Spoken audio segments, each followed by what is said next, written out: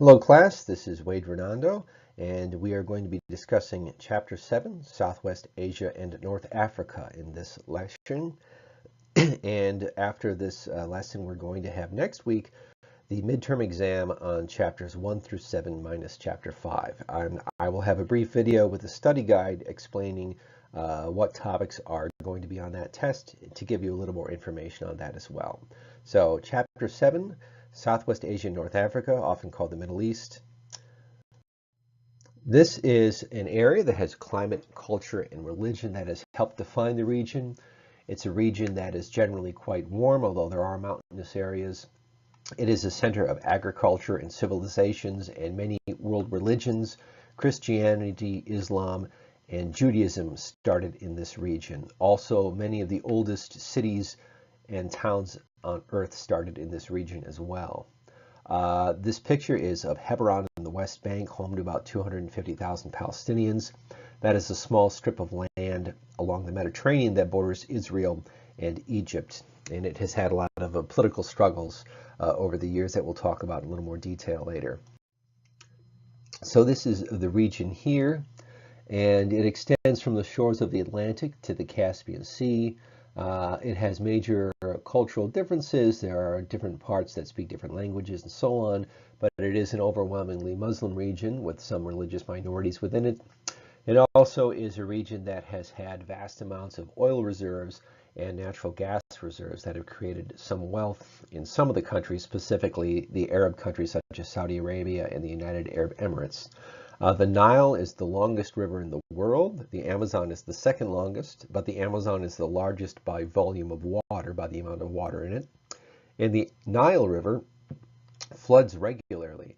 And because of this, what is now Cairo and Alexandria and parts of Egypt near the Mediterranean was a very fertile area for agriculture, and that gave rise to the Egyptian civilization that's prospered for about 5,000 to about 2,000 years ago. The Great Pyramids are built in this region. Because the area had good soil, reliable fresh water, it was an agricultural center that allowed these civilizations to flourish.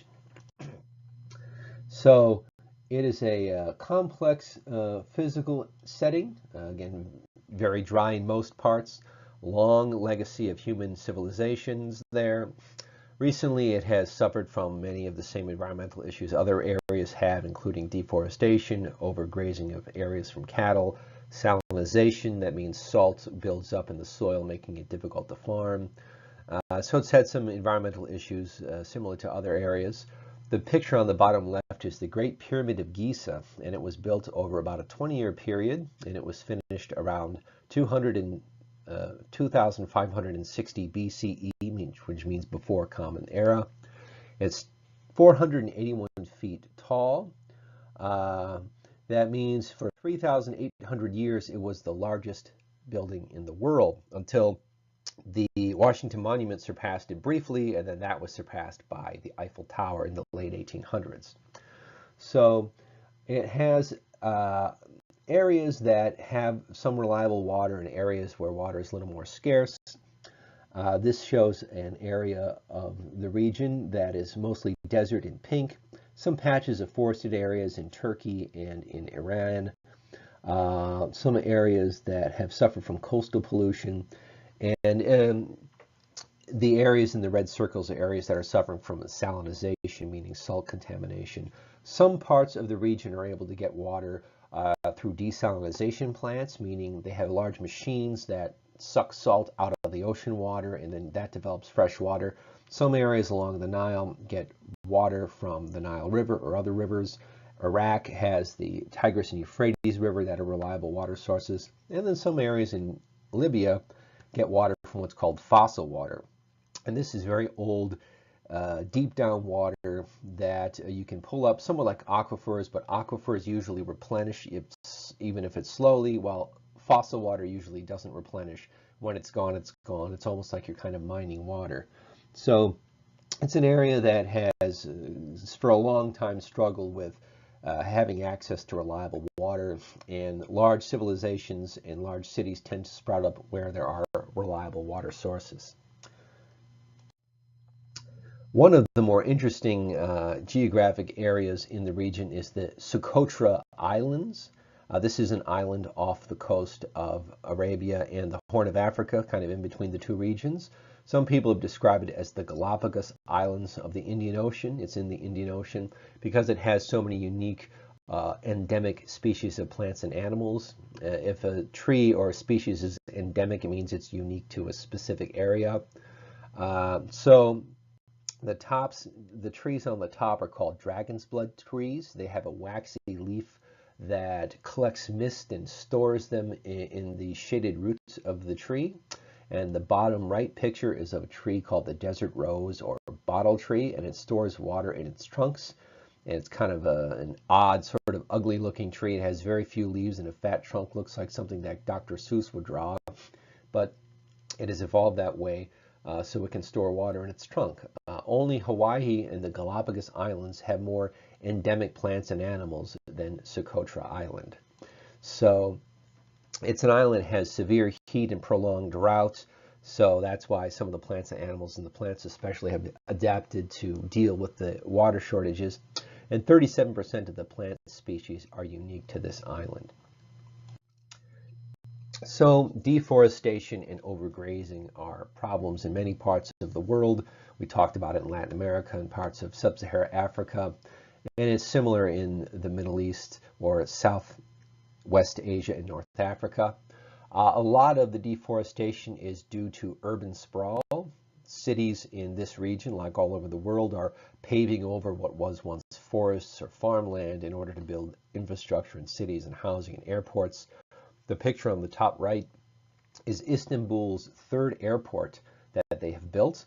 It's being built to meet the demands and the needs of this massive global city.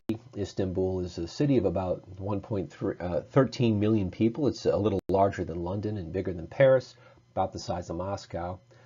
And there also are a lot of coal-fired power plants and hydroelectric plants and nuclear plants that have generated energy for the region. And that can also cause some environmental issues. And the picture on the bottom right are sheep that are grazing in Turkey. And there have been some incidences where wild wheat that grows in the wild has been eaten almost to extinction because it's been overgrazed by sheep. As we mentioned in the last chapter, large herding animals are somewhat controversial. Some people think they're very bad for the environment. Others say that the urine and the dung they leave behind is actually good for the environment because it replenishes the soil. So large herd animals are somewhat controversial, and it's not entirely clear whether they're overall good or bad for the environment. Some people think they're necessary. Some people think that they can overgraze an area. Probably just depends on how they're used. So this area, like other parts of the world, have had some success protecting or even getting back some of the parts that have been devastated by deforestation. Israel and Syria have expanded a large protected area of national forest lands along their borders since the 1980s. And the Sholef Biosphere Reserve is a protected area along the Israeli and Syrian border. And it has animals that are endangered, such as this subspecies of wolf and this wild cat. This is the Lebanese jungle cat and a subspecies of wolf. So this is an area that has had some luck protecting and expanding its protected forests and trying to bring back and protect some wildlife in the area.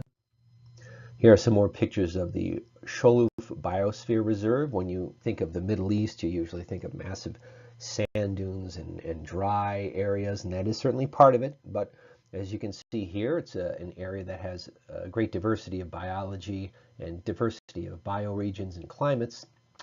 And the forest areas have declined from 33% in Lebanon in 1965 to now less than 13%.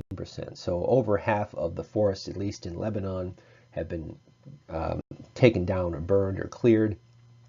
But some of these areas are slowly starting to recover, and some of these forests and protected areas are slowly growing back. Salinization, again, is the contamination of salt in soil, and it's a problem all over the world. Parts of California are struggling with this. One cause is when you have an underground aquifer that we've talked about, underground water sources stored in spongy soil and you pull that up, it reduces the mass when you pull up the water, and that actually can lead the soil to sink slightly. And when soil sinks, sometimes it's easier for salt to build up and it doesn't evaporate properly.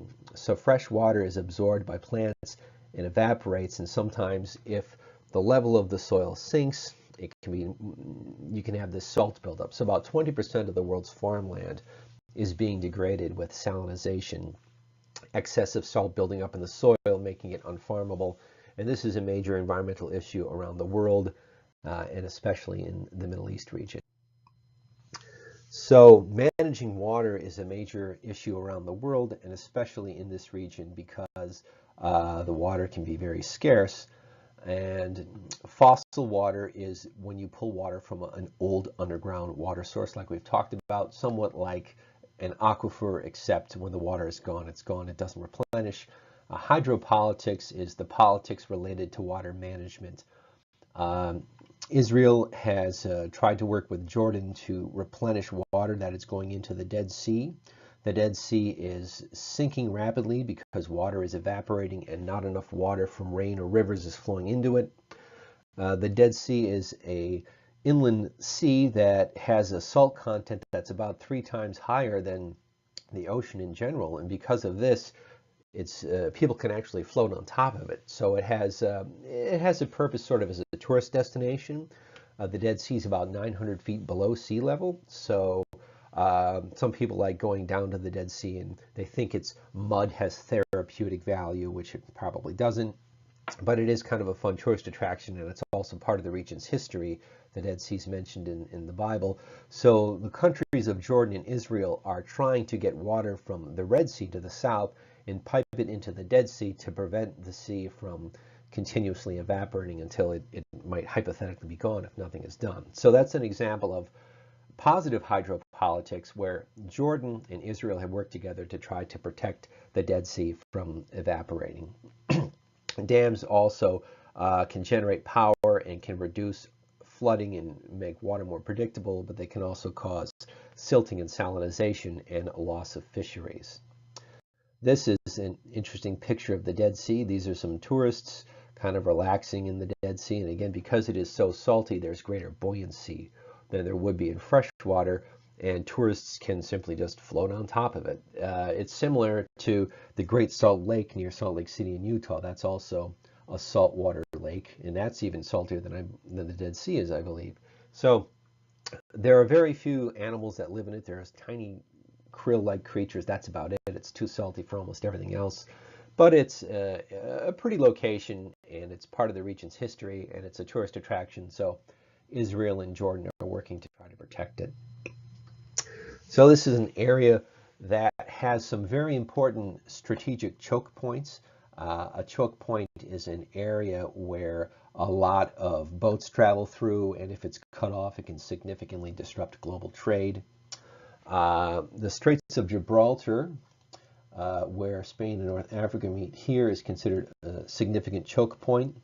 There's a huge rock called the Rock of Gibraltar at this strait that Great Britain wrestled away from Spain in a war in the early 1700s, and they have held on to it for over 200 years ever since. Spain has tried to get it back, but Great Britain doesn't want to relinquish it. Interesting too, the Rock of Gibraltar actually has large numbers of monkeys that live on it, and it's kind of has about 20,000 British citizens who live in this relatively small area as well.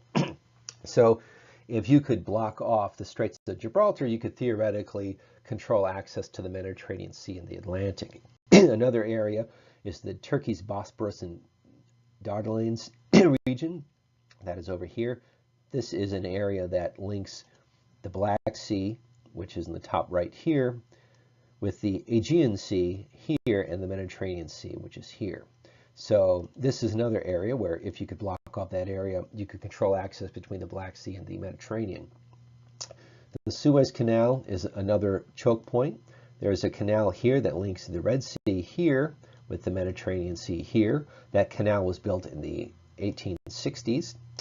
And if you can control that and block that off, you can control access between the Mediterranean and the Red Sea. And another one is the famous Straits of Hormuz. on the bottom picture.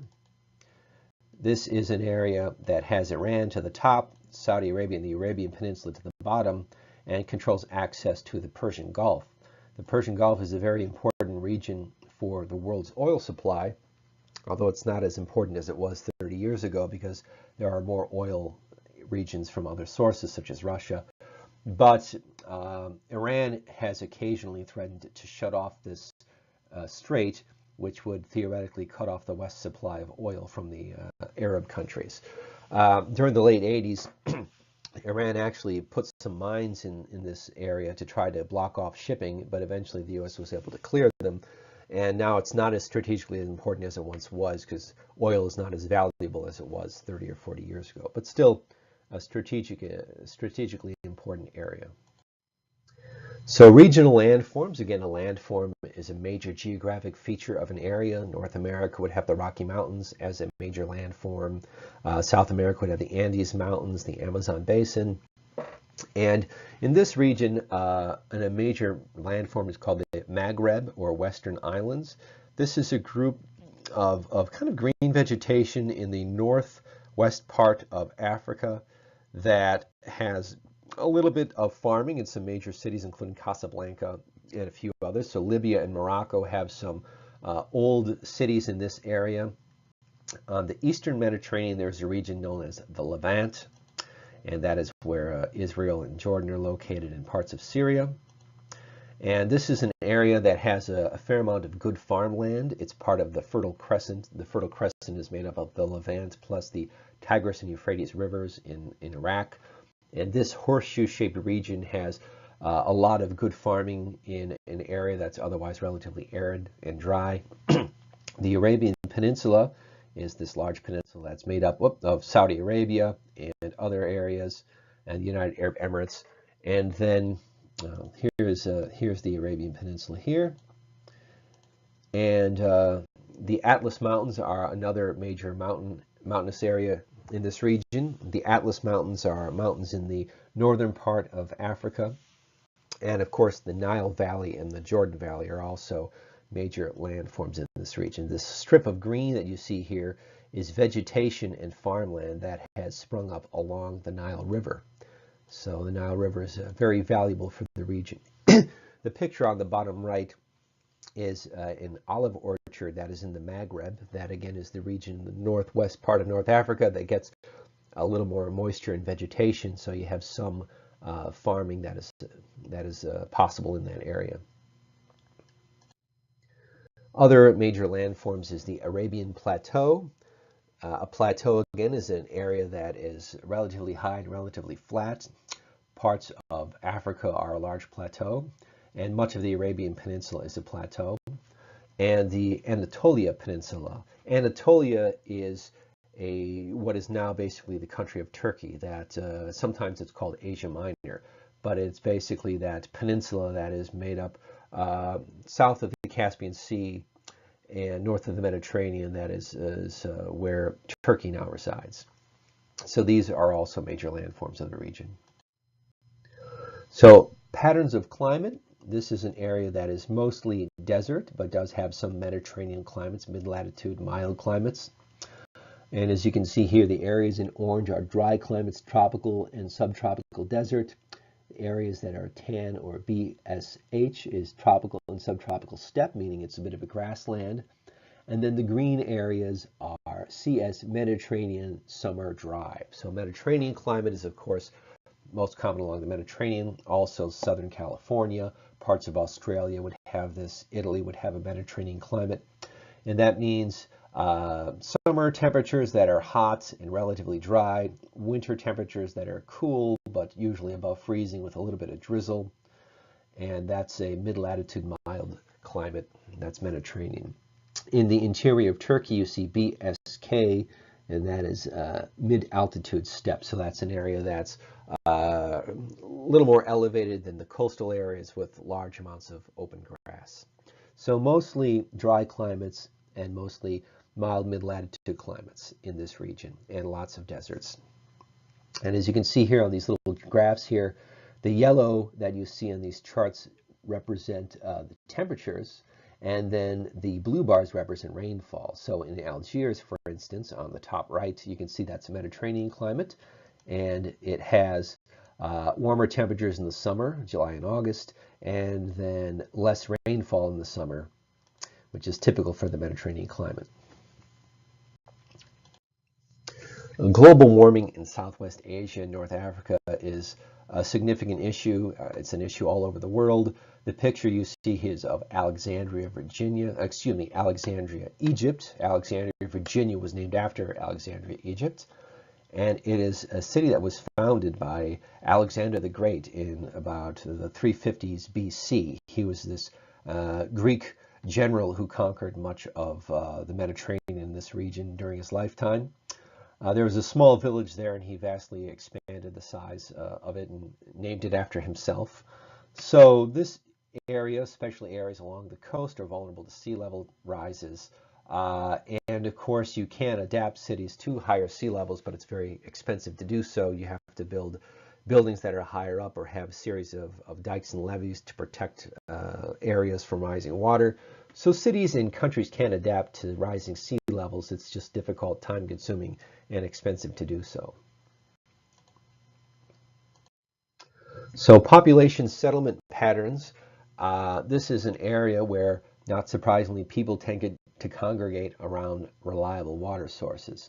So first of all, the area in the northwestern part of Africa, this is again called the Maghreb. That means island, and it's called that because it's kind of an island of farmland and moisture in an area that's otherwise relatively dry. And that's where you have Marrakesh and Casablanca and Algiers and Tunisia, and a lot of small to medium-sized cities in Algeria and Libya are in this area, somewhat isolated from the rest of the region. And then in Egypt, most of the country is very dry and very sparsely populated, except, of course, for the area along the Nile, which is very densely populated because that's where the water is. Egypt has about 83 million people, roughly. Most of them live within a few miles of the Nile River. And then in Turkey and Iran, you have some fairly large cities. Istanbul, again, is a large city of about 13 million. And Tehran in Iran is a city of probably about 7 million, fairly large. And then Iran and Turkey also have fairly large populations, about 76 million each in those two countries. And then you have Saudi Arabia, which is relatively dry and sparsely populated. Saudi Arabia doesn't have one single lake and not one single body of running water or river in it. It's just all desert. So no lakes, no rivers. Much of the water is from oases, underground water sources, or desalination plants. So it's an area that's mostly sparsely populated and large concentrations of people near reliable water sources. So geography of population, this is a spreadsheet that talks about the population of different countries. We mentioned a little bit about how Egypt is the largest at 82.3 million in 2012. It's probably more like 89 million now. And then Turkey is also large at 74.9 million. And in addition to that, Iran is also fairly large at 78 million. So those are the larger countries in the region, and it's an area that has a very uneven distribution of people. People tend to congregate near reliable water sources. The total fertility rate varies significantly. Sudan is relatively high at 4.9. United Arab Emirates is 1.8, pretty low. Bahrain is relatively low at 1.9. And Israel is very low at 1.6. Countries that tend to be more urban and better educated and wealthier usually have smaller total fertility rates. Women typically have smaller families in those areas. Also, net migration is kind of interesting. This is the number of people moving in or out of an area. And areas that have a growing population usually have oil wealth and stronger economies, like Bahrain. That's a small country with a lot of oil in the Arabian Sea. And areas that have a large number of people leaving, such as Libya, negative 9.9, those are areas that have had problems with civil war, political instability, or high rates of unemployment. You'll see Qatar here has a net migration of 18.8. That means there are a lot of immigrants moving to Qatar. That's because there's a great deal of oil wealth there, like the United Arab Emirates. and they're using a lot of labor from India and Pakistan to build major cities there. So United Arab Emirates also has a very high net migration rate of 10.9, and that's also because of oil wealth. Immigrants are moving there to take construction jobs. So physiological density is what we talked about earlier. When you have large numbers of people in a small area, usually around a water source. Cairo is an example of that. Tehran, Iran is an example of that. So on paper, many of these countries have a low population density, but in reality, the people they have in these countries often live very close together because they need to be near the water. And like a lot of other fast-growing cities, these cities, Istanbul, Cairo, have been growing rapidly, and that has led to housing shortages, bad traffic congestion, and a lot of other problems that we have in many other rapidly growing cities around the world. Traffic jams are a major issue in the region. Istanbul has an extensive subway system. They're expanding their bus rapid transit system to try to alleviate traffic congestion. Most traffic infrastructure lags behind other regions. So it's an area where some of the big cities are really choked by traffic and they're struggling to keep up. Housing is also a major issue here, as it is in many places. Iran and Tehran, they had some of the most expensive real estate in the world, which is a bit surprising. That's actually gotten a little bit cheaper since their economy has slowed down because of U.S. sanctions. But in Israel, they have complained about very high rent and housing shortages. And it's an area, as we've talked about, where land is often limited because you can't build unless you have a reliable water source. Cairo is a very rapidly growing city, one of the fastest growing cities in the world. And Egypt has thought about having a large new capital about 30 miles east of the city of Cairo near the Red Sea. And they have a very detailed plan. The only problem is they can't seem to get funding. A lot of people think it's still very risky to build this massive city in the desert. So they're trying to go around and get foreign investors, mostly from China and elsewhere, to invest in this brand new capital city a little bit to the east of Cairo, but it's been slow getting people who are willing to invest. It seems a little too risky. So water and life, rural settlement patterns. This is an example of where people have settled and what they do in those regions. Areas that are brown have little or no agriculture. Large portions of the Sahara Desert are like this. Areas that are yellow have pastoralism and nomadism. Basically, that means you have people living with cattle, where they migrate their cattle around depending on where they can feed them, where the good grass is at that time of the season. Areas in green are oasis and irrigated agriculture. Parts of the Sudan and, of course, Egypt are like this. Iraq is like this as well along the Tigris and Euphrates River. And then you have dry farming with some irrigation. Those are areas in orange. Dry farming is farming that's almost entirely done with rain. And if there's irrigation, it is limited and sometimes infrequent. It's really kind of a crapshoot if you're a dry land farmer. We have parts of the U.S. where they have dry land farming, where you don't have enough water for reliable irrigation. You just, if it rains, then you can grow some crops, and if it doesn't, then you can't. So there's a significant amount of variety when it comes to what the land is used for in the region, depending on the amount of water available. So I mentioned earlier about the Fertile Crescent. The Fertile Crescent is this area in the Levant, which is what we talked about, the eastern part of the Mediterranean, where you have a fair amount of moisture and rain and some rivers, so it supports some irrigation. Parts of Syria and Jordan and Israel are in the Levant. The Levant is basically the name for the region, and those are the countries that are in it. And then you see this sort of horseshoe curve of farmland and land that has enough water to support cities. And then it goes over to the east, where it hugs the Tigris and Euphrates River in what is now Iraq. And this horseshoe-shaped area of farmable land is called the Fertile Crescent. And most of the cities here are very old. You can see some of them. Ur on the bottom right is one of the oldest cities in the world. And then there are also a lot of very old ancient cities in this region. So some of the world's first cities, I mentioned, they started in this region. One of the oldest cities, some cities started forming in this region probably about 7,000 years ago when people started to farm. They stopped being hunter-gatherers and they started farming. And then when they started farming, they needed a place to store excess grain, so they built silos. And then towns started springing up around areas that were farmable so people could walk to land that they took care of.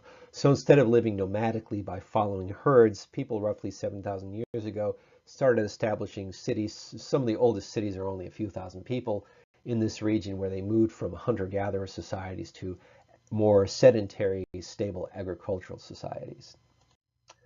And pastoral nomadism is the opposite of that. These are people who have livestock that they follow around seasonally. When it's cooler, they tend during the winter they tend to go down to valleys, and then when it's summer, they tend to go higher up where the weather's a little bit cooler. So they kind of just follow their cattle to where there is still grazing depending on the time of year. This is still practiced in the Atlas Mountains and the Anatolian Plateau.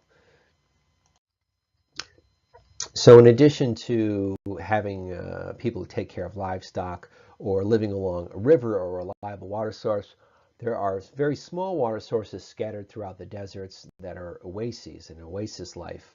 These are usually areas that are low-lying, often below sea level, where you'll have a small lake or an underground water source that can support small settlements or maybe fish or dates or other things like that. And in this picture, this is the oasis town of Siwa in Egypt on the bottom right. And figs and dates are often grown in these regions because figs and dates can grow in very hot climates. In fact, they almost need to have temperatures above 100 degrees in order to grow properly. So the oasis on the top left is a depression that's actually about 70 feet below sea level. And when you have low-lying areas, sometimes you have easier access to water. This is the Nile River, and the Nile and Jordan rivers are very important lifelines to this region. As you can see, you get just a few hundred yards away from the Nile and it becomes very inhospitable and dry very quickly. But along the Nile you have farms. Cotton is grown in this region. That was introduced to the region in the 1800s. Some of the best cotton is Egyptian cotton. Also, rice is commonly grown in this area. Wheat is originally indigenous to the Middle East. That's grown in this area. So a wide variety of crops are grown near the Nile because of the fertile soil and because of the reliable water. And it's also a very important transportation system too. Boats can sail up and down the Nile and have done that for centuries. So dryland agriculture, I mentioned a little bit about this. The Mediterranean climate has some dryland agriculture, the Maghreb that we mentioned earlier, that region in the northwest part. This depends on seasonal moisture. There is some mechanized crops, meaning some tractors, but because of the unreliability of the rain, it is kind of a crapshoot whether or not you'll be able to grow crops in this region. Crops can fail if there isn't enough rain. Tree crops and grains and livestock are raised in this area. And you can also see the picture on the top is of rice and the picture on the bottom left is of dates. So the urban landscape, we talked a little about rural parts of the region.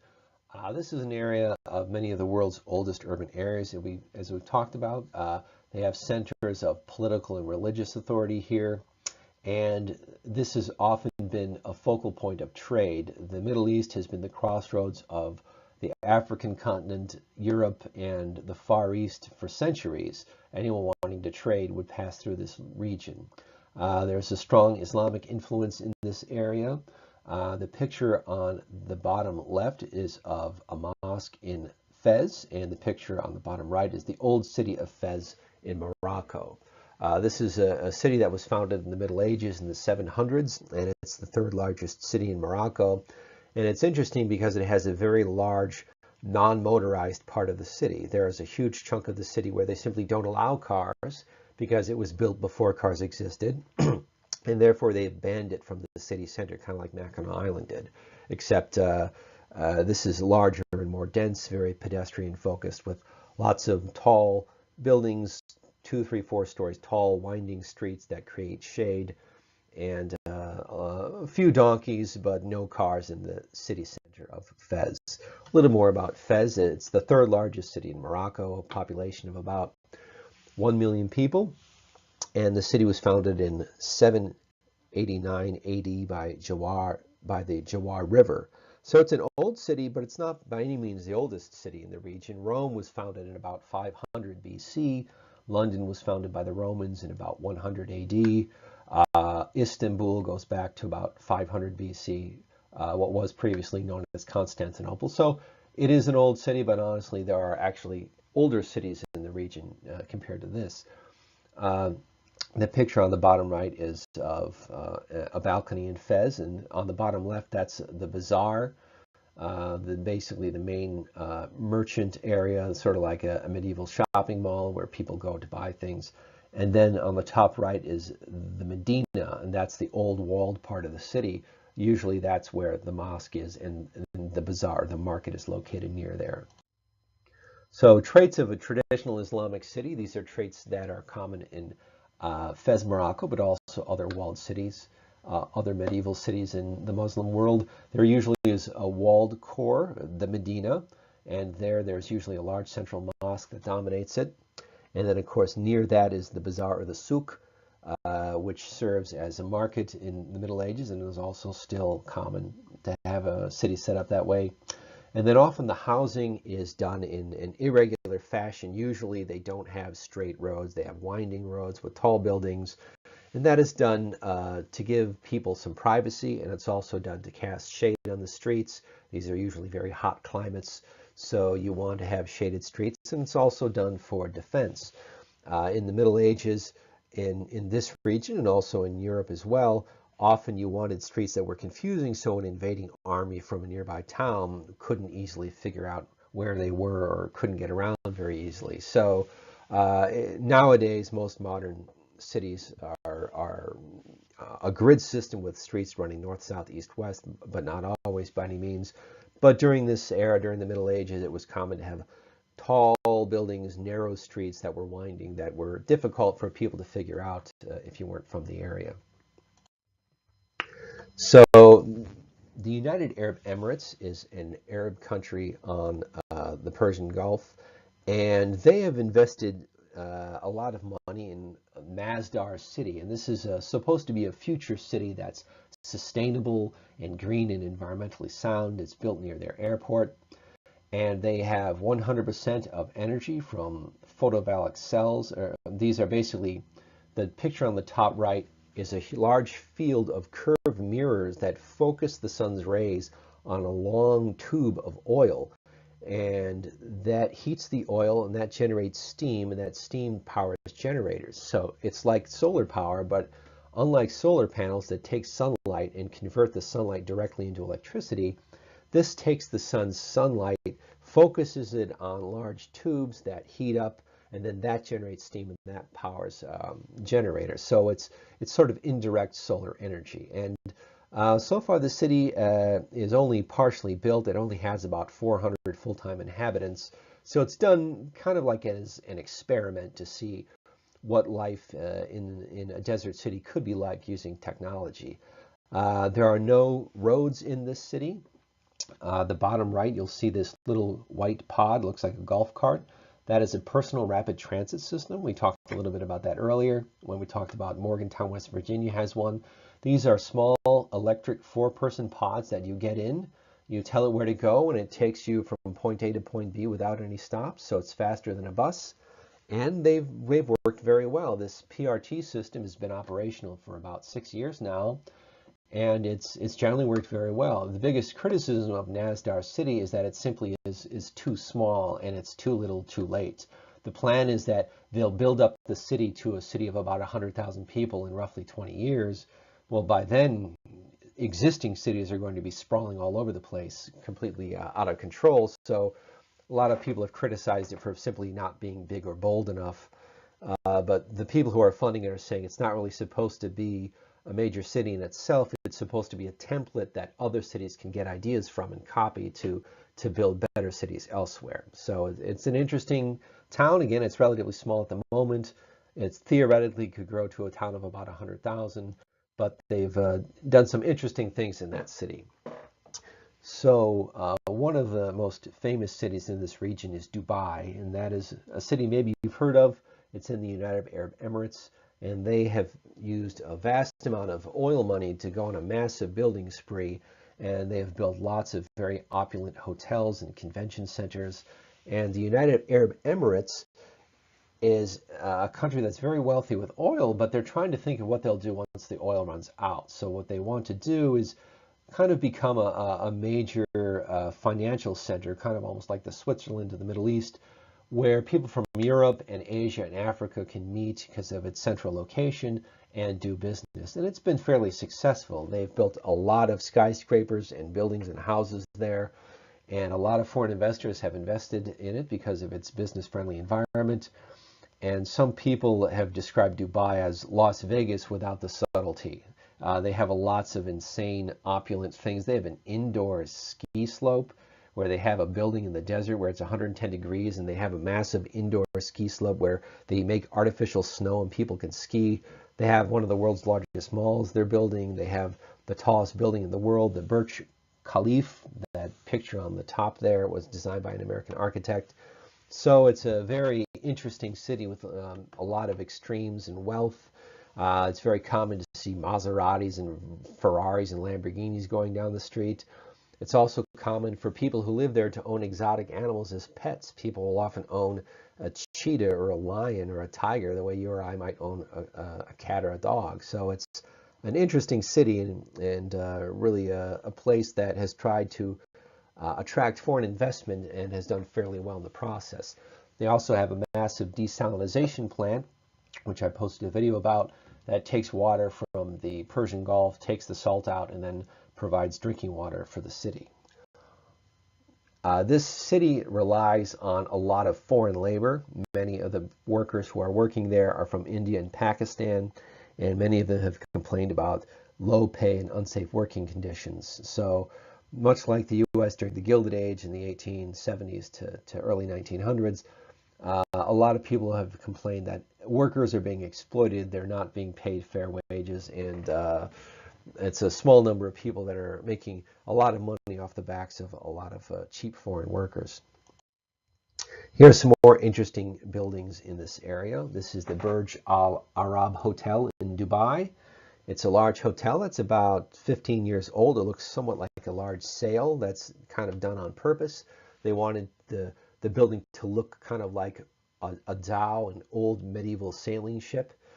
And on the top right, you can see there's a green helicopter pad. When the building opened, they had two professional tennis players, Fedorov and I can't remember who the other guy was, but they played an exhibition match on top of this helicopter landing pad to kind of draw attention to the hotel when it first opened. And I don't know who won, but it certainly is a dramatic setting to have a tennis match. Although if the ball goes out of the court, it's a long ways down. You'd have to bring a lot of extra tennis balls there. But anyway, this is a really interesting, amazing hotel. It's been a big hit. It's one of the classiest, most expensive hotels in the world. And it's an example of how the country has tried to court international tourism to wean themselves off of just oil. In addition to that hotel, there are a large number of artificial islands that have been built in or near Dubai. A huge collection of artificial islands is called the World, and it's a group of man-made islands that you can buy and then build on. Many of the islands have been bought, but if you don't build on it, many of the islands have started to erode. You have to have vegetation or buildings in order to anchor the sand down. And some people who bought islands have complained that their islands are slowly starting to erode because they haven't built anything on it. They wanted to build it, they wanted to buy it as an investment and just kind of sit on it, hoping that it would go up in value. And if you don't build on it, it can wash away given enough time. So on the bottom, you see a picture of one of the islands that was purchased and actually was developed into a resort of some kind. And some of the others are vulnerable to erosion and rising sea levels because people bought them and haven't developed them yet. So this is a region of the world, Saudi Arabia and the United Arab Emirates and Oman, that has attracted a lot of workers. And as you can see here, many are from India and Pakistan, many from the Philippines and Egypt and elsewhere. And these oil-wealthy nations along the Red Sea and Indian Ocean and Persian Gulf have had lots of growth and attracted a lot of workers in order to meet the demand for construction. And this is a pyramid, population pyramid of the United Arab Emirates, and you can very clearly see here there are far, far more men than women, especially in the ages of about 20 to 50. And the reason is this vast number of foreign workers that have come here to build all these massive skyscrapers. So this is a very odd population pyramid with a huge imbalance due to the large number of male foreign workers from South Asia. As you can see here, often the working conditions are very poor and overcrowded and sometimes even dangerous. So this is an area that is culturally diverse and with many different languages and cultures. It is overwhelmingly Muslim, but even within Islam there are differences within the religion. And some of the languages spoken are Turkish, Arabic is commonly spoken, Persian is commonly spoken in Iran. So lots of different languages and cultures. Iran and Turkey are some of the most diverse countries in the region. Egypt is overwhelmingly Muslim and Arab, but in Iran and Turkey there are much more diverse. In Iran there are large numbers of Persians, sometimes called Iranians, and also Kurds, Turks, and Armenians. Persians are the largest ethnic group in this area. And in Turkey, there are a large number, of course, Turks, but also Armenians, Greeks, Kurds, and other religious groups within that country as well. So especially Iran and Turkey are very diverse with the number of people and languages that are spoken within the countries. The country is overwhelmingly Sunni Islam, and Iran and the eastern part of Iraq has a large number of Shiite Muslims. We'll talk about the differences between that in a little bit. And then Israel is overwhelmingly Jewish, and although there is a large Muslim minority within Israel. And then areas that are green is animist. And again, animist is kind of a broad catch-all, meaning a non-world religion, usually something that's a religion that's fairly localized, where there's ancestral worship or the worship of nature, what we might have called a pagan a generation or two ago, but now pagan's considered politically correct or overly broad, and animist is what we refer religion to when it's small and local, usually not a world religion, usually something involving worshiping ancestors, nature, and so on. Then the different letters here are small religious groups within those regions. S is Sufism, which is a sect of Islam. D is Druidism, and C is Christian. And as you can see, there are a fair number of Christians in Egypt. Most are Coptic Christian, which is basically a branch of Christianity that was common in Egypt in the early Middle Ages and is still common in parts of Egypt and Turkey. So religion is very important to this region. The area is overwhelmingly Muslim, but there are Jewish and Christian minorities, especially in the Eastern Mediterranean. Jews left their homeland to escape persecution. What is now Israel was overwhelmingly Jewish in ancient times, and then in about 70 AD, the Romans came in and suppressed a Jewish rebellion who were rebelling against Roman rule, and many of the Jews in the areas were scattered about much of Europe. And then after World War II, the nation state of Israel that we know today was formed. And then many people who are descendants of those Jews have moved back to Israel over the last several decades. There are small Christian and Jewish minorities that remain in Iran and Turkey, and there's a small Christian minority in Israel as well. So it's mostly an area of Muslims with some Christian and Jewish minorities in them. The picture on the top right are Jews in Turkey, and the picture on the bottom right is a Catholic church in Bethlehem. So Jerusalem's a fairly old city, and it has an ancient walled part that goes back centuries. And the old walled part of Israel is divided up into four quarters: the Christian quarter, the Muslim quarter, the Jewish quarter, and the Armenian quarter. And there are many old churches and synagogues in this region, and this is an area that's hotly contested. It's not a real large area. You can see here on the map below, it's only 1/8 of a mile, as you can see where that scale is. So The whole area is perhaps a little more than half mile by half mile, but this is where a lot of the old buildings are located in Old Jerusalem.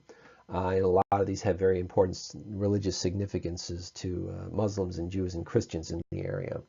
Um, I've heard some people who have gone to Jerusalem have complained that it's more modern than they thought. You know, they have this vision of it being incredibly old and well preserved with lots of ancient buildings, and certainly the old part of it is, but many people have complained that it has strip malls and traffic and hotels, and you know, it's more modern outside of the old area than a lot of people expect when they go there. But the old quarter has lots of fantastic old building and architecture and places of worship that are.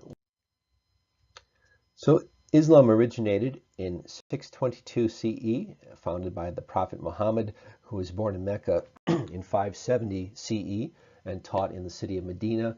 Mecca and Medina are considered the most holy and second most holy sites or cities to Muslims. Muslims believe in the Quran, which is a book of teachings Muhammad received from Allah that represents God's highest moral revelations to humanity. So essentially, Muslims believe Allah is a prophet who received commandments from God on how to live a good life. The picture on the top right is a very old copy of the Quran written in Arabic, and the bottom right is the city of Mecca in what is now Saudi Arabia, where lots of people go to pilgrimage during Ramadan. And Muslims believe that Islam offers a blueprint to lead an ethical, moral life. Islam means submission to God's will in Arabic, and Muslim fundamentalists want to have a theocratic state where religious leaders shape government policy. The person on the bottom right is the Ayatollah Khamenei, and he is the supreme religious leader of Iran. Iran was a relatively secular country in the mid-20th century, and then in 1978 there was a popular uprising led by fundamentalist Muslims and college students at the time that overthrew the Shah, basically the dictator of Iran, and then established a religious theocracy. Since then, they have become slightly more moderate compared to how they were in the late 70s. In fact, by many accounts, Iran is far more moderate than, say, Saudi Arabia or other countries. They don't have the strict separation of the sexes in Iran as they do elsewhere. And there are more women in universities in Iran than there are men, which is the same as the United States. So it's not as fundamentalist as other countries in the region, although they still have very poor relations with the U.S. compared to other countries in the region. So the 5 essential activities of Muslims is to repeat a basic creed, pray facing Mecca 5 times a day, give money to charitable donations, giving money to charities, fasting during Ramadan, and making at least one pilgrimage to Mecca during your life. Muslims fast from sun up to sundown during Ramadan. Sick people, people who are traveling, and women who are pregnant or breastfeeding or have diabetes are exempt from fasting. So there are some exceptions to those rules. This is again Mecca. This is where the Prophet Muhammad was born. The large black thing in the middle is where some old stones are kept that are believed to be sacred to Islam. I think they're thought of as a very old mosque. And people who go to Mecca walk in a circle around that black stone formation. And this attracts, not surprisingly, millions of tourists every year. And this has actually been very profitable for Saudi Arabia, the country that hosts it and that Mecca is in. And they've made a lot of money off of it, and they've also been criticized for having very poor crowd control.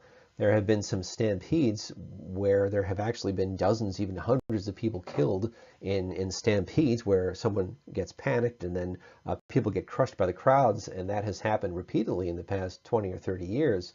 So Saudi Arabia has been under pressure to have better crowd control, and many maybe try to lessen the sizes of the people visiting as a way of making it safer. They also have been building a lot of hotels. This is the largest hotel in the world. It's going to be completed this year. It is going to be finished in Mecca, and it's about 10,000 rooms, 70 restaurants. It has helipads, a convention center.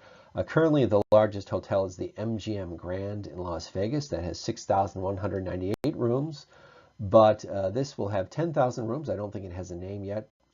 It's costing $3.2 billion to build, and it will be completed late this year. So there was a split within Islam very shortly after it was founded. The Prophet Muhammad died in 632. He did not have any sons, at least none that were alive when he passed away. And there was a split within Islam. Shiites wanted to have someone who was a relative of Muhammad lead the faith, while Sunnis wanted to develop a clergy, somewhat like the Catholic Church has, and then not necessarily have it led by someone who was a relative of the Prophet Muhammad. Sunni Islam was considered the mainstream branch of Islam, and Shiite Islam split away shortly after the Prophet Muhammad died.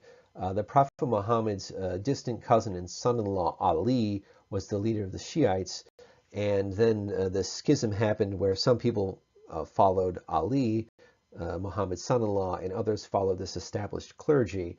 And the ones following the clergy were the Sunnis, and the ones following the son-in-law Ali were the Sunnis. And again, now the Sunnis are largely in Iran and the eastern part of Iraq, and I'm sorry, the Shiites are in Iran and the eastern part of Iraq, and the Sunnis, which is larger, is in the rest of the Middle East and most of the rest of the world. So the largest Muslim country in the world is actually Indonesia, and that is almost entirely Sunni Islam.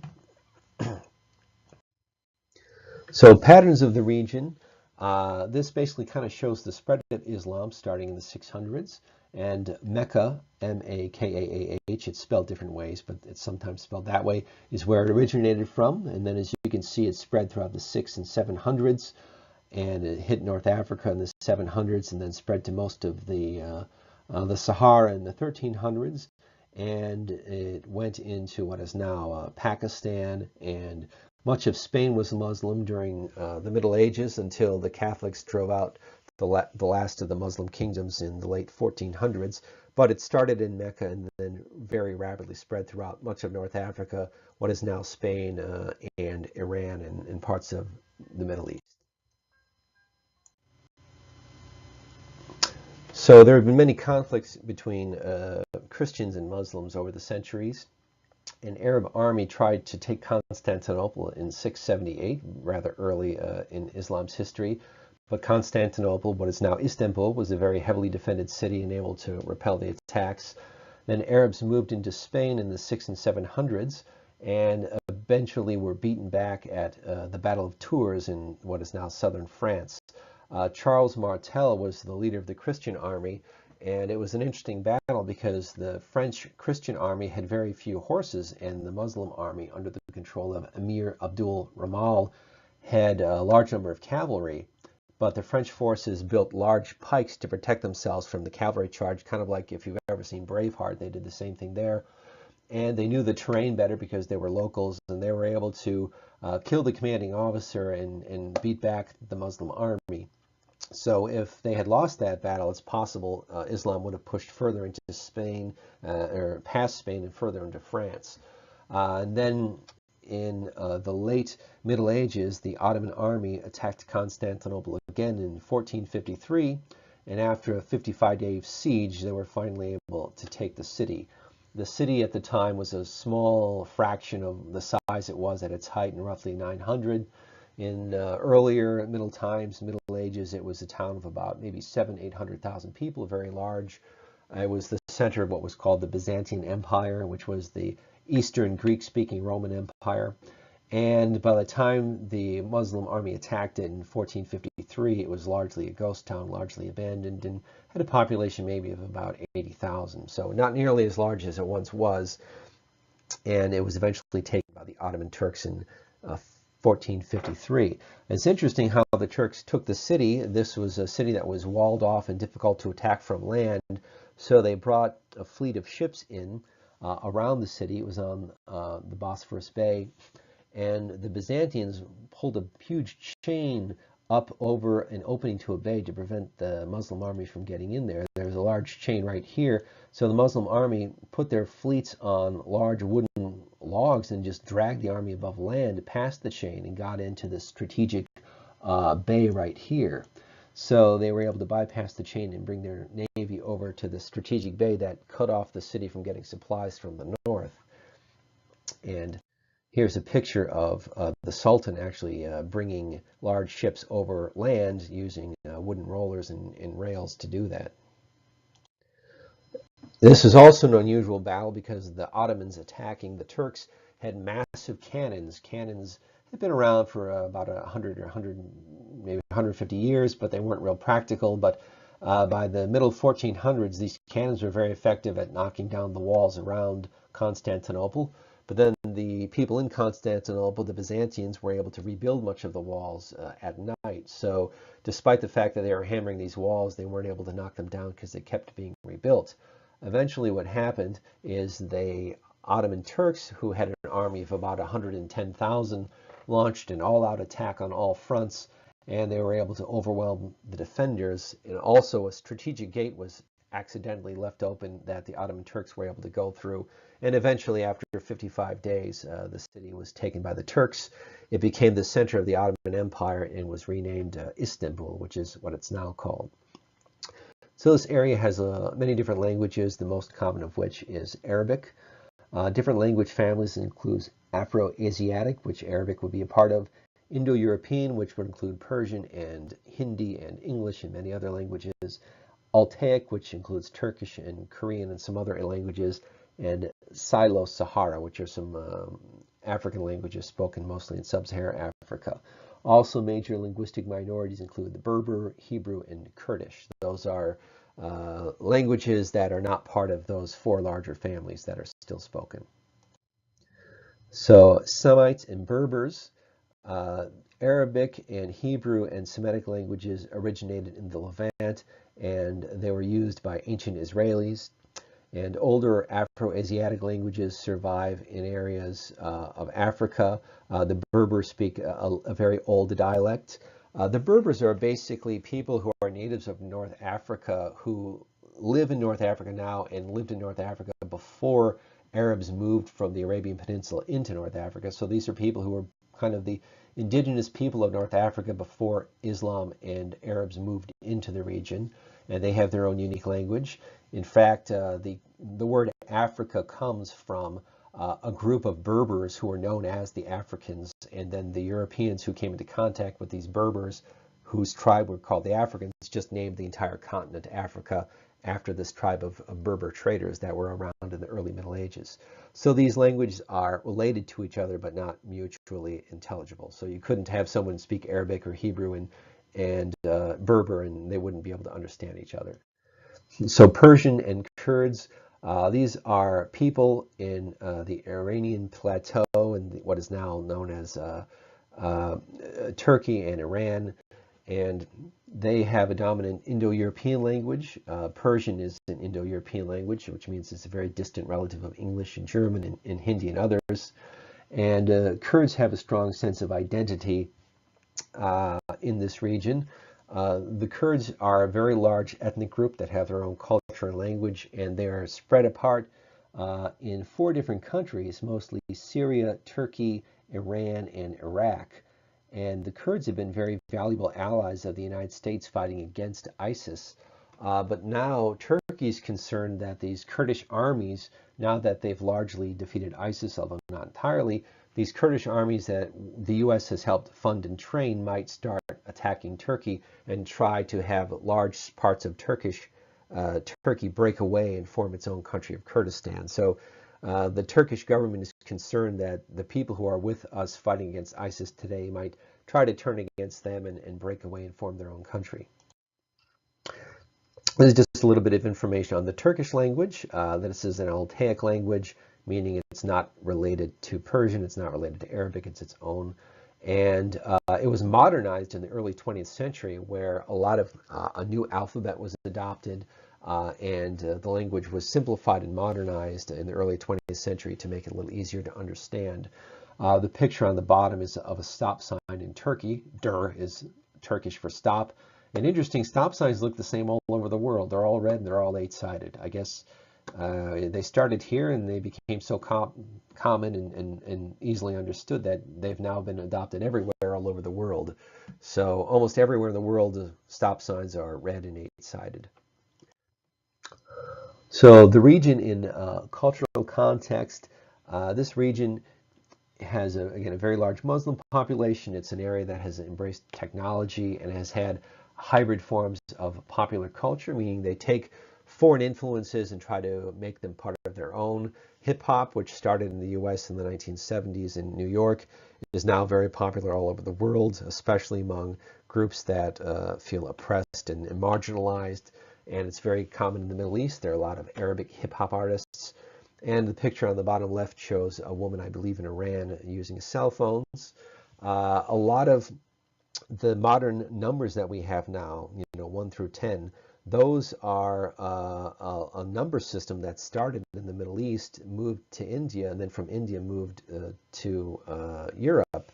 So before that, there were Roman numerals, and then starting in the 1300s, Europe started to adopt this Indian and Middle Eastern form of numbers that spread rapidly in medieval Europe in the 1300s. So if you look at records from the 1200s or before in Europe, they would most likely have Roman numerals. And then from the 1400s onward, they adopted these Indian and Arabic numbers that we now all take for granted. So there are a lot of geopolitical tensions in this area. The area has had a lot of wars between Israel and its neighbors, and of course there's fighting now in Syria and Iraq. And you see here the picture. The countries in dark yellow are Arab League members. This is sort of like a regional organization that tries to resolve disputes and promote trade within the region. Israel is not a part of that organization. Neither is Iran or Turkey. And the areas that are in the hashtag here are states where the Arab Spring Rebellion took place. And we'll talk about that in a moment. The Arab Spring is basically a series of revolutions and protests that went through North Africa starting in December of 2010. They started in Tunisia. There were people protesting against government corruption, and they protested and they managed to actually overthrow the government at that time. And then these protests spread to Libya, where a dictator named Gaddafi was overthrown by his people. They spread to Egypt. They spread to Syria, which is what started what is now the Syrian war.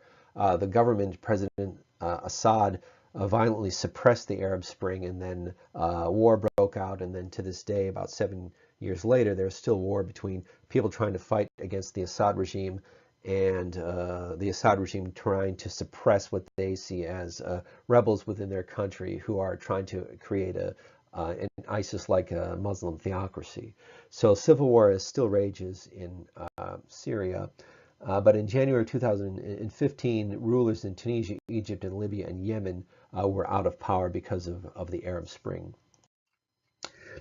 Motivations for the Arab Spring included corruption in the government, limited democracy, rising food prices, chronic poverty, high unemployment rate. And in most of these countries, they still have these problems. The Arab Spring hasn't really remedied a lot of these, but the governments that were in power at the time were at least driven out. Libya is now broken up into sort of two separate governments, and southern Libya is almost completely lawless with no one in charge, and it's become a hotbed for ISIS-like Muslim fundamentalist organizations. So that's a country that had a strong-arm dictator, someone like Saddam, named Gaddafi, and when he was driven out of power and his regime collapsed, it devolved into chaos, and it still is very chaotic to this day.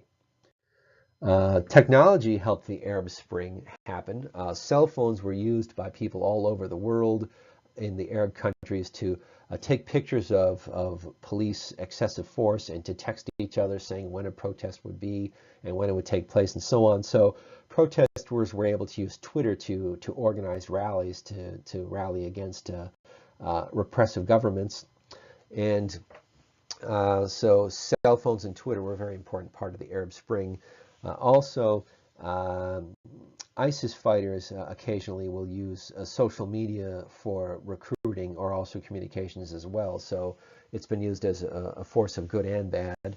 The picture on the bottom right is of an ISIS soldier tearing down what's considered a blasphemous picture of a pre-Muslim area in Mosul, Iraq. Any art that was art that took place before the rise of Islam was considered blasphemous and anti-Islamic, so they destroyed a lot of Iraq's history, and really any area where they controlled, they destroyed any art that they thought was non-Muslim. ISIS has peaked about 3 years ago and controlled much of what is now Iraq and Syria. U.S. and allied forces have largely pushed them back. The Iraqi army and Kurdish soldiers have driven them to a very small fraction of the territory they used to control.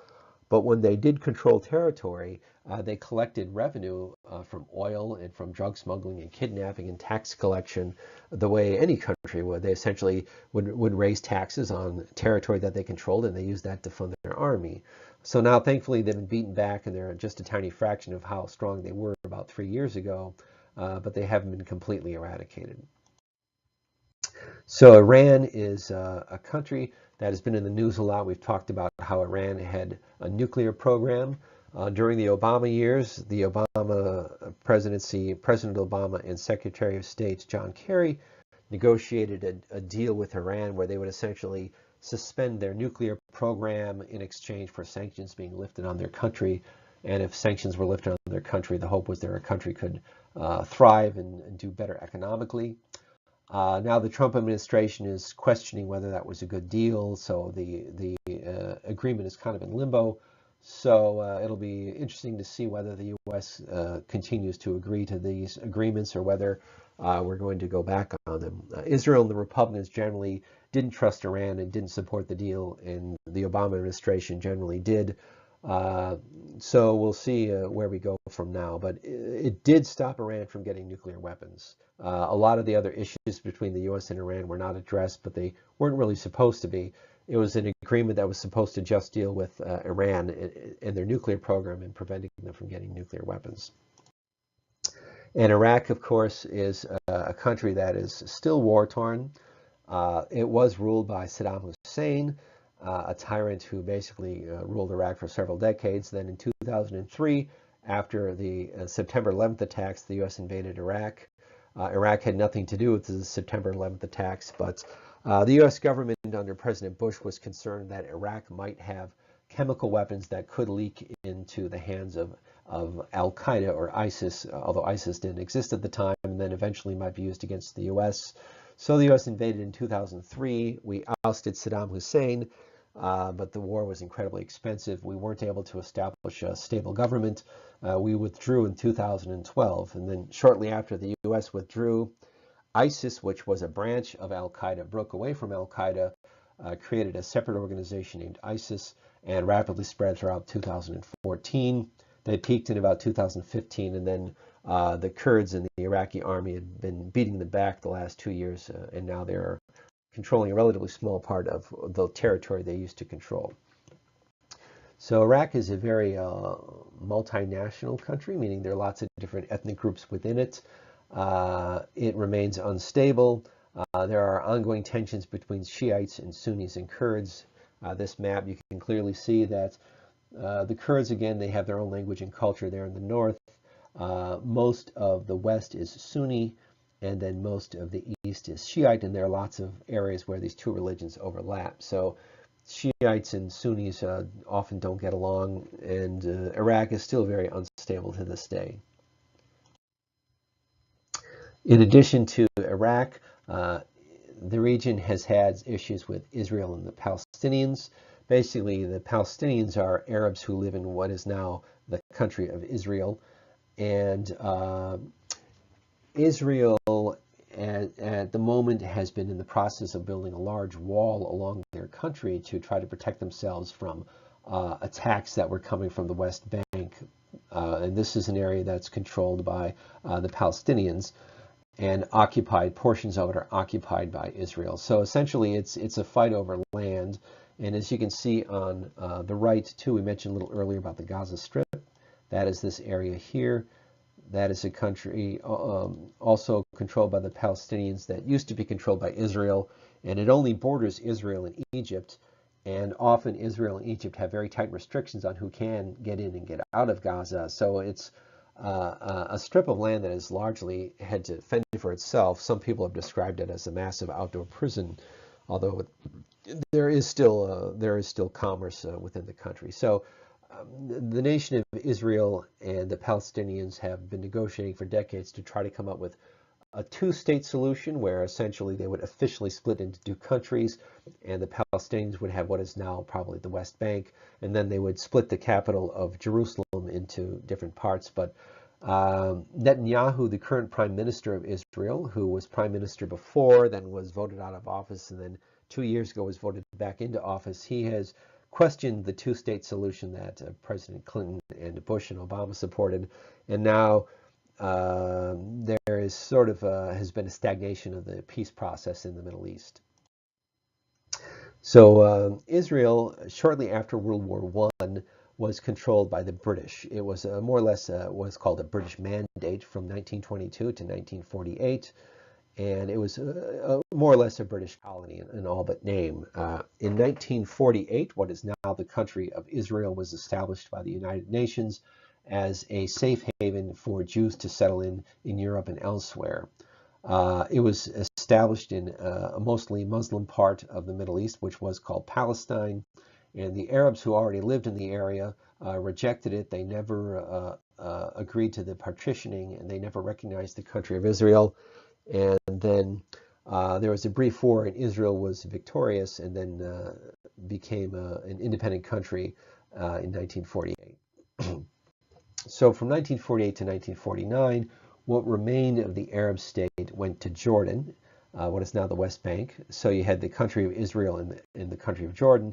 Many Palestinians fled Israel into neighboring countries, and there were many refugees who lived in makeshift camps in this western part of Jordan here. In other words, they didn't necessarily want to leave this area because that's where they were from. And then in 1967, there was a war that erupted between Israel, Egypt, and Syria and Jordan. It was Israel fighting against these three countries. Israel, after the war was brief and Israel won, and then they controlled the Sinai Peninsula, which is this large peninsula on the Red Sea in between Israel and Egypt and Saudi Arabia. And then during a peace treaty, the Sinai Peninsula was returned to Egypt. From the 1990s to today, the Palestinian Authority was given authority over Gaza and the West Bank, the Gaza Strip and the West Bank. And as you can see here, areas in yellow are Israeli controlled and areas in red are under full or partial Palestinian control. But as you can see, it's a very haphazard mix of both of these different governments. In 2000, violence broke out between the Israeli that were settling in the West Bank and attackers who are loyal to the Palestinians. And this is a time when there are lots of Israeli buses that were being attacked by suicide bombers in the West Bank and in Israel proper. And hundreds of people were killed in these suicide attacks. And that's when Israel wanted to crack down and build a wall separating the country of Israel from the West Bank. And it's in the process of being built, and it did significantly cut down on the number of suicide attacks, and Israel has been significantly safer since the beginning of the construction of this wall. But it also separated people in the West Bank from jobs they might have had in Israel and significantly slowed down movement between the two countries.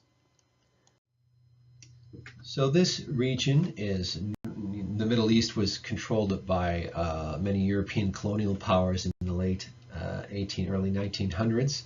Many of the modern boundaries of the area were arbitrarily set up by the Great Britain and France and so on.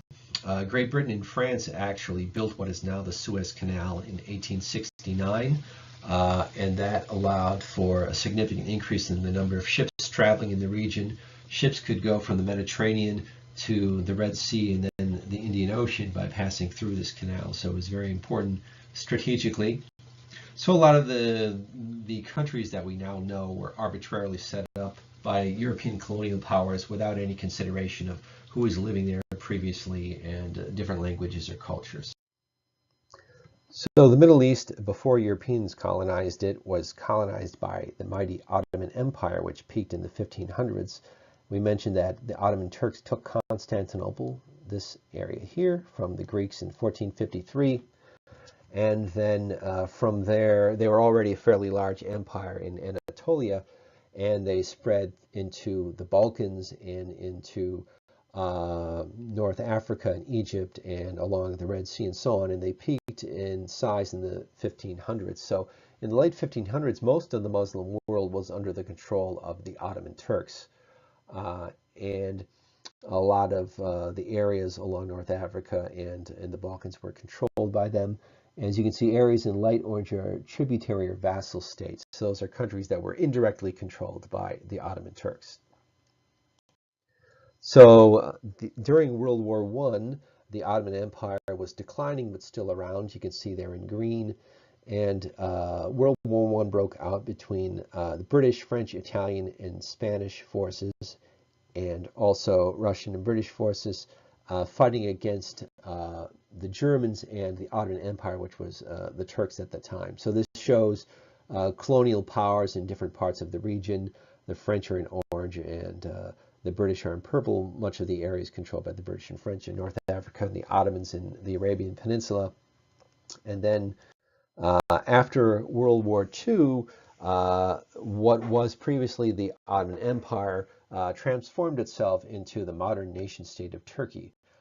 British and Russians decided to establish two spheres of influence in Persia, which is now Iran, and respected its independence, and Turkey became a Western-style republic under the leadership of Kemal Ataturk. He was Turkey's first president. He was a general during World War I and considered a war hero, and he wanted to modernize Turkey and make it more like Western countries. And he's the one who updated and modernized the Turkish language, adopted a new alphabet that was more like the Latin-based alphabet of France and England, and basically worked to make the country modern for the 21st century. So economic and social development, this is an area where there's a significant amount of wealth in areas with oil reserves. Some countries are middle income, such as Turkey, that have a diverse economy. Israel is fairly wealthy, even though it doesn't have oil, because it has a well-educated population. It's fairly politically unstable. The areas that are very wealthy include Saudi Arabia, Kuwait, Qatar, Bahrain, the United Arab Emirates.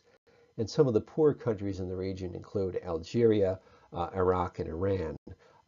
Iraq does have oil, but because of the war since 2003, they've been unable to take full advantage of it.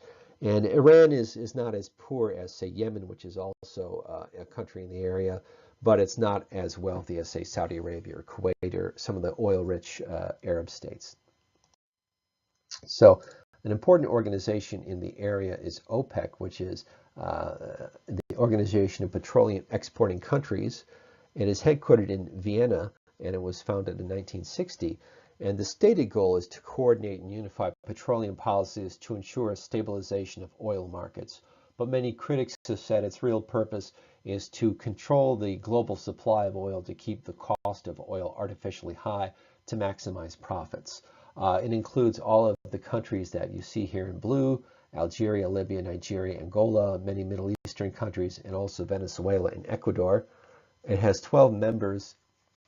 Many of them are from the Middle East. And lately, usually they would hold back production of oil as a way of keeping costs high. But because other countries are starting to produce oil outside of OPEC, such as Russia and the United States and elsewhere, they've been reluctant to do that. They're concerned that if they hold back oil production, it will make their oil more expensive and they'll lose market share. So the value of oil has plateaued and might be declining because of a lower demand and a greater supply of countries outside of OPEC. So although oil is still incredibly valuable, it's not as valuable as it once was, and OPEC's influence is here are some interesting political cartoons about OPEC. OPEC, the top left picture, warning wide turns. This shows that anything OPEC does has a significant effect on the U.S. economy. During the 1970s, OPEC, in order to protest U.S. policy towards Israel, stopped all oil shipments to the U.S., and that caused massive gas shortages and rationing and higher prices. And the picture on the bottom right shows gas shortage, sales limited to 10 gallons of gas per customer. During the 1970s, during the oil crisis, you had to get gas on every other day, depending on your license plate. You could even just get gas whenever you wanted to. Prices were real high, and that led to a lot of economic problems in the late 1970s. And the picture on the top right, please, sir, we'd like some more, showing non-OPEC countries asking for oil from the OPEC nations and them holding it back. So they had a significant amount of power and influence, but that has faded somewhat with cheaper oil prices from other parts of the world. So economic and social development. This is a land with extreme variations in wealth depending on whether a country has oil or not. The United Arab Emirates, Saudi Arabia, Bahrain have a lot of oil, and Bahrain and the UAE have relatively small populations, so the money goes even further. And then countries like Yemen are relatively poor, and countries like Egypt and Turkey and Iran are somewhere in the middle. So life expectancy, usually from the mid-60s to the mid-70s for the region, probably around the same as the global average, better than parts of sub-Saharan Africa, not as good as North America and industrialized Europe. GDP average annual percentage growth, relatively steady growth. Qatar is very high, and other countries are relatively high and some are lower, so some variation there.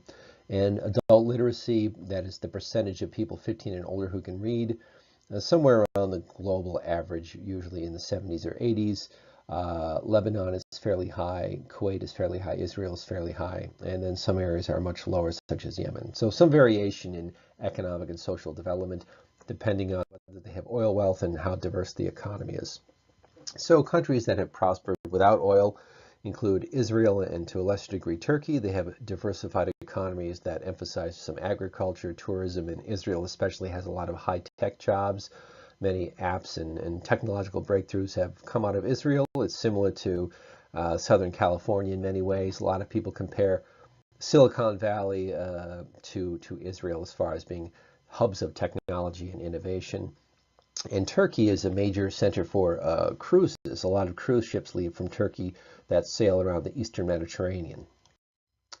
And then some of the poor countries in the region include Sudan, Egypt, Yemen, and other countries. Egypt does have some wealth, but it also has some very poor areas. The picture here is a slum in Cairo.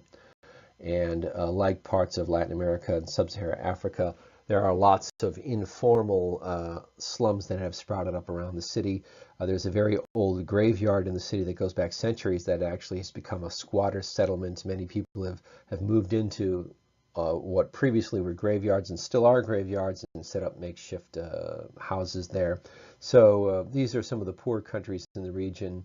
There's also been a brain drain, which means sometimes if people do get education and training, they will often leave to go somewhere else for higher paying jobs. We've seen this in parts of the Caribbean and especially English speaking parts of Africa where people will get an education and training, especially in healthcare or high-tech jobs, and then move elsewhere where they can get higher paying jobs.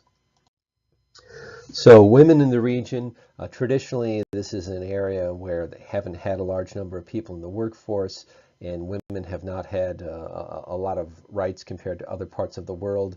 That is changing to some degree. Saudi Arabia recently announced that they are going to let women drive. They were the only country in the world that didn't let women drive.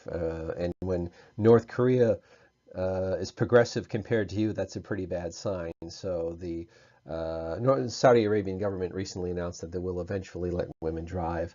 The picture on the bottom left show women in Afghanistan who voted in some of the first elections that they had in several decades a few years ago. In order to prevent people from voting multiple times, the government required people to put purple dye on their finger, and the Taliban said that they would kill anyone that they caught with purple dye on their finger, but nonetheless, millions of people several years ago voted, and the voting went relatively well considering, and they've had elections for the first time in many decades in Afghanistan. So compared to most regions of the world, women are less likely to be in the workforce, and some of the attitudes towards women are very regressive, especially in areas controlled by the Taliban or ISIS or sympathetic organizations. But things are slowly getting better. And in countries like Turkey and Iran and Egypt, women are more likely to go to universities and get proper education, and the roles of women and the rights of women are more advanced than poorer, more rural countries. So we'll have a quick review here. Libya's Great Man-Made River Project tapped into what resource for fresh water? I didn't specifically talk about the Great Man-Made River Project in this presentation, but it is mentioned in your books, and it is fossil water. Fossil water is an underground water supply that's usually very old and it does not replenish, so when it's gone, it's gone. It's kind of like mining water. Eastern Mediterranean region of the Southwest Asia and North Africa is called, that is the Savants. The Maghreb is the region in the northwestern part of Africa.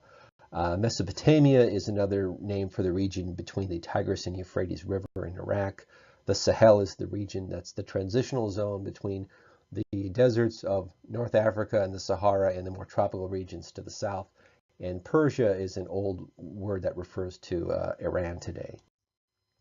The walled urban core of the Islamic city is called the Medina. We mentioned that. Which of the following languages is part of the Indo-European family?